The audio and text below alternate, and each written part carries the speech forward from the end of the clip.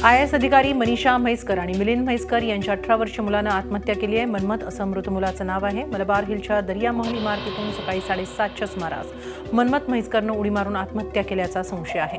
मनमत सकाळी 7 वाजता आपला मित्र अग्रवाल याला भेटायला जातो असं सांगून घरातून निघाला होता, पण सकाळी 7:30च्या दरम्यान मलबार हिल इथल्या दरिया महल इमारतीच्या खाली एक तरुण पडल्याची माहिती पोलीस ठाण्याला मिळाली। पोलिसांनी घटनास्थळी पोहोचून मनमतचा मृतदेह जेजे हॉस्पिटलमध्ये पाठवला।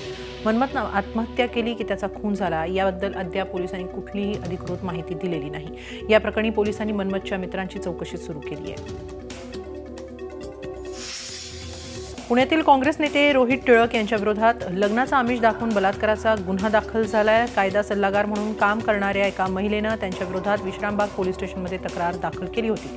त्यानुसार रोहित टिळक यांच्यावर गुन्हा दाखल करण्यात आले।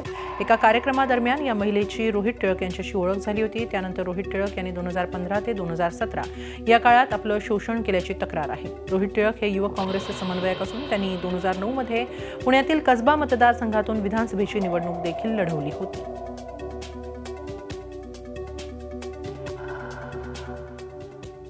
माझ्यावर भरपूर दबाव आणलेला आहे आणि माझ्या जीवालाही धोका आहे। मला 2-3 वेळा जीवे मारून टाकण्याच्या धमक्या दिलेल्या आहे त्यांच्या घरच्या लोकांनी। त्यामुळे मी ते कॅन्सल केलं आणि माझी तब्येत खूप बिघडली होती। त्यामुळे मला ते करते अजूनही मी खूप अंडर थ्रेट आहे। त्यामुळे मी जास्त बोलू शकत नाही आणि this will be probably the last time that I can give any statement to you.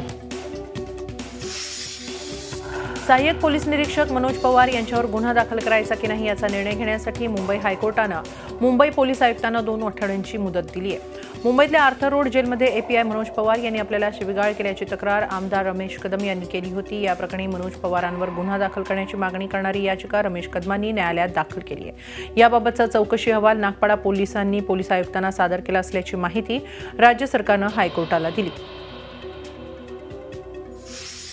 मुंबईतल्या 1993 मधल्या साखळी बॉम्बस्फोटातला दोषी आरोपी अबू सालेम आता वयाच्या 47व्या वर्षी लग्न करणार आहे। त्यासाठी अबू सालेमनं विशेष ठाणा न्यायालयात जामिनासाठी अर्ज केलाय।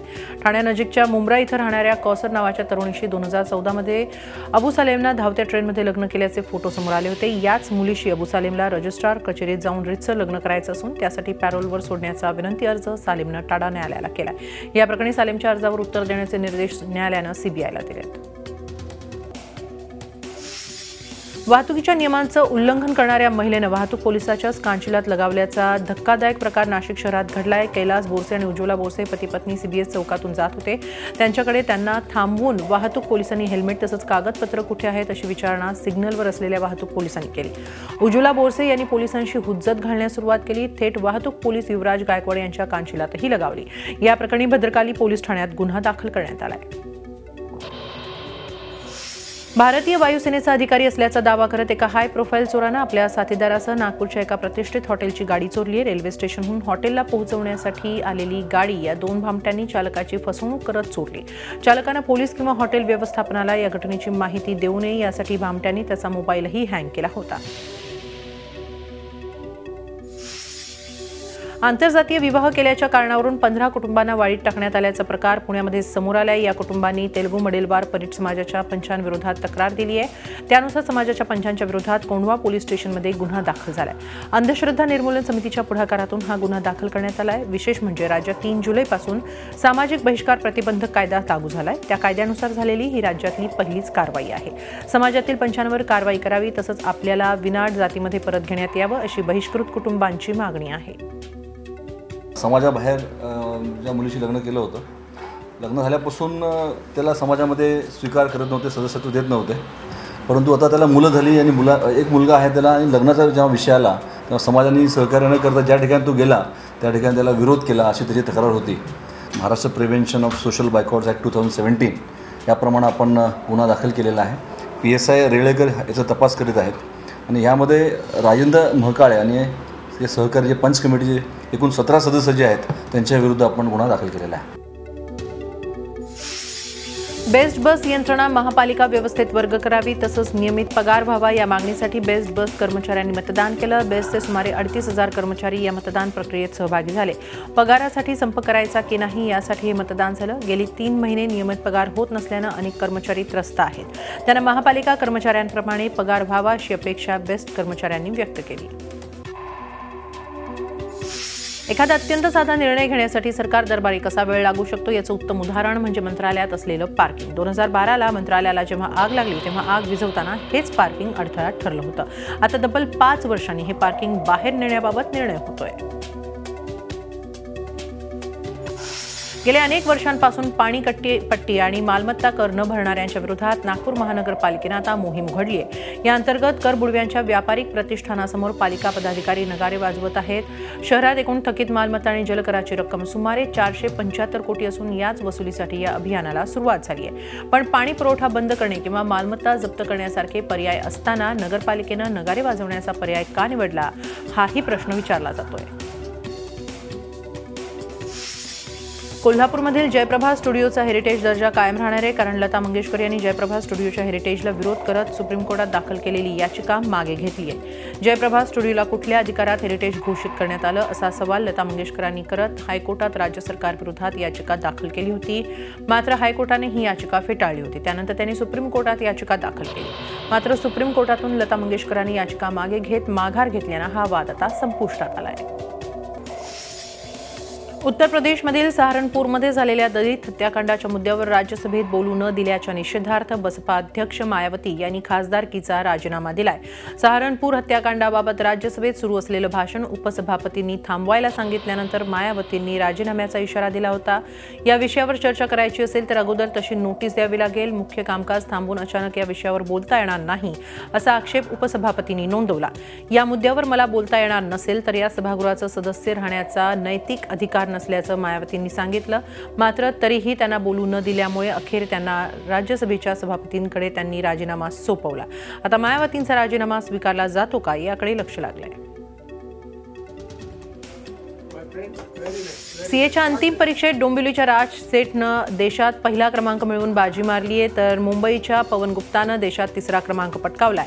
यंदा सीएचा निकाल 22.98% लागलाय. ग्रुप 1 साठी 41,373 विद्यार्थी परीक्षेला बसले होते, त्यातून केवळ 5,717 विद्यार्थी पास झाले. तर ग्रुप 2 साठी 38,478 पैकी केवळ 7,928 विद्यार्थी पास झाले. से ज़्यादा रेगुलर स्टडीज़ थी, डिसिप्लिन था. बिगनिंग से 2 घंटा रोज़ पढ़ता था और लास्ट के 3-4 महीने में 12-13 घंटा भी हो गया था रोज़ का. डिसिप्लिन बहुत इंपॉर्टेंट है सीए में, और CA is voluminous. It's not like difficult है, वो बहुत वॉल्यूमनस है. तो हमें रेगुलर स्टडीज़ और हार्डवर्क से हम उसको क्रैक कर सकते हैं. भारतीय क्रिकेट टीमचे मुख्य प्रशिक्षक रवी शास्त्री यांच्यापुढे अखेर बीसीसीआयनं माघार घेत मागण्या पूर्ण केल्या आहेत. भरत अरुण यांची गोलंदाजीच्या प्रशिक्षकपदी तर संजय बांगर यांची गोलंदाजीच्या सहाय्यक प्रशिक्षकपदी नियुक्ती करण्यात आली आहे. तसंच क्षेत्ररक्षणाच्या प्रशिक्षकपदावर आय श्रीधर यांची निवड करण्यात आली. या नियुक्त्यांमुळे झहीर खान आणि राहुल द्रविड यांची प्रशिक्षकपदी निवड केल्याचा मुद्दा निकाली निघालाय. तेंडुलकर, गांगुली आणि लक्ष्मणच्या त्रिसदस्यीय सल्लागार समितीनं द्रविड आणि झहीरची प्रशिक्षकपदी निवड करण्याच्या सूचना केल्या होत्या. मात्र आता बीसीसीआयनं दोघांची निवड धुडकावून लावल्यानं जाणकारांनी नाराजी व्यक्त केली आहे. दरम्यान टीम इंडियाचे मुख्य प्रशिक्षक रवी शास्त्री यांनी बीसीसीआयच्या या निर्णयाचं स्वागत करताना द्रविड आणि झहीर भविष्यात बीसीसीआयशी निगडीत असतील असा विश्वास व्यक्त केलाय. Suddenly, why is this requirement and overloading and burdening the team with so many experts? Sometimes, and I can understand that he feels comfortable working with them, but if you just have a coach and assistant coach, and then you get in these experts, Rahul Dravid and Zahir Khan, on tour-to-tour basis, that would have been the best way forward. Unnecessary controversy has been created that who's going to bring in his own team, whether I'm comfortable with working with whom, Anil Kumble, Virat Kohli. So the whole thing has been handled in a very, very bad manner. I've spoken to both the individuals, and as good as 3 or 4 days ago. And they are 2 fantastic cricketers of India, and their inputs will be invaluable. They will be on board once they've spoken to the authorities concerned. So there's no issues on that. It's very clear in my mind what my core team would be. And what you just heard is my core team. मुंबईकडून हैदराबादच्या दिशेनं जाणाऱ्या Mumbai Hyderabad express समोर खंडाळा घाटात ठाकूरवाडी आणि monkey hill station दरम्यान दरड कोसळल्यानं express engine आणि एक बोगी रेल्वे रुळावरून उतरली होती. तसंच अनेक मोठमोठे दगड रेल्वे डब्याच्या खाली तसंच 2 डब्यांच्या मधल्या भागात अडकले होते. घसरलेलं इंजिन काढण्यात आलं असून गाडीला दुसरं इंजिन जोडून गाडी पुढील प्रवासासाठी रवाना करण्यात आली. पण याचा मोठा परिणाम लांब पल्ल्याच्या वाहतुकीवर झाला. हैदराबाद एक्सप्रेस बोगद्यातून बाहेर पडताना ही दुर्घटना घडली होती. मुंबईकरांसाठी आनंदाची बातमी म्हणजे मुंबईला पाणी पुरवठा करणारी बहुतेक धरणं ओव्हरफ्लो झाली आहेत. धरणांमध्ये आठवडाभरापासून दमदार पाऊस होतो आहे. मोडक सागरनंतर तानसाही ओव्हरफ्लो झालं असून गेट क्रमांक 9 मधून पाण्याचा विसर्ग सुरू करण्यात आलाय. दरम्यान शहापूर, वाडा, भिवंडी तालुक्यातील तानसा नदीकाठच्या गावांना अतिदक्षतेचा इशारा देण्यात आलाय. तर गेल्या 24 तासात भातसाच्या पाणलोट क्षेत्रातही 76 मिलीमीटर पावसाची नोंद झाली. 142 मीटर क्षमता असलेलं भातसा धरण सध्या 131.34 मीटर इतकं भरलंय. रत्नागिरी जिल्ह्यात लांजा, मंडणगड, दापोली, खेड, रत्नागिरीमध्ये पावसानं दमदार हजेरी लावली. चिपळूणच्या वशिष्ठी नदी तसंच संगमेश्वरच्या शास्त्री नदीला पूर आलाय. पुराचं पाणी संगमेश्वरमधील आठवडा बाजारपेठेश्वरच्या गड नदीला पूर आल्यामुळे मागजन बाजारपेठ पाण्याखाली गेली आहे. सोनवी नदीच्या पाणी पातळीतही वाढ झालेली असून पाण्याची पातळी आणखी वाढली तर संगमेश्वरला पुराचा धोका आणखी वाढू शकतो. तर सिंधुदुर्गातही रात्रभर पावसाचा जोर कायम राहिला. कणकवली, कुडाळ, सावंतवाडी, वेंगुर्ले, देवगड तालुक्यात पावसानं जनजीवनावर परिणाम झाला. पावसामुळे नदी नाले तुडुंब भरले तर सखल भागात पाणी साचलंय. रायगडमध्ये महाड, पोलादपूर तालुक्यात अधूनमधून जोरदार सरी कोसळत आहेत. जिल्हा प्रशासनाकडून यंत्रणेला सतर्क राहण्याचे आदेश देण्यात आले. कोल्हापूर जिल्ह्यात मंगळवार सकाळपासून पावसाची संततधार सुरूच आहे. जिल्ह्याच्या पश्चिम भागात पावसाचा जोर अधिक आहे. जोरदार पावसामुळे धरणातील पाणीसाठ्यात मोठ्या प्रमाणात वाढ होत आहे. जिल्ह्यासाठी वरदान ठरलेलं राधानगरी धरण 59% अधिक भरलंय. जोरदार पावसामुळे जिल्ह्यातील एकूण 11 बंधारे पाण्याखाली गेलेत. गेल्या 24 तासात सरासरी 26.54 मिलीमीटर पावसाची नोंद झाली. सर्वात जास्त पाऊस गगनबावडा तालुक्यात 72.50 मिलीमीटर इतका पडलाय. सुमारे 15 दिवसांच्या विश्रांतीनंतर सोमवार मध्यरात्रीनंतर पावसानं नागपुरात जोरदार हजेरी लावली. 4 तासातच तब्बल 135 मिलीमीटर पावसाची नोंद झाली. एवढ्या मोठ्या प्रमाणात पाऊस बरसला खरा, पण नागरिकांच्या घरात पाणी शिरल्यानं नागरिकांची मोठी गैरसोय झाली. बेलत्रोडी भागात शेकडो घरात 3 ते 4 फुटांपर्यंत पाणी साचल्यानं नुकसान तर झालंच, पण विहिरीतही बाहेरचं सांडपाणी मिसळलं गेलं. शहरातील मध्य भागात असणाऱ्या काही शासकीय कार्यालयातही पाणी साचल्यानं कर्मचाऱ्यांची गैरसोय झाली. तर भाजप कार्यालय असलेल्या इमारतीचाही तळमजला पाण्यानं वेढला गेला होता. झी 24 तास रहा एक पाऊल पुढे.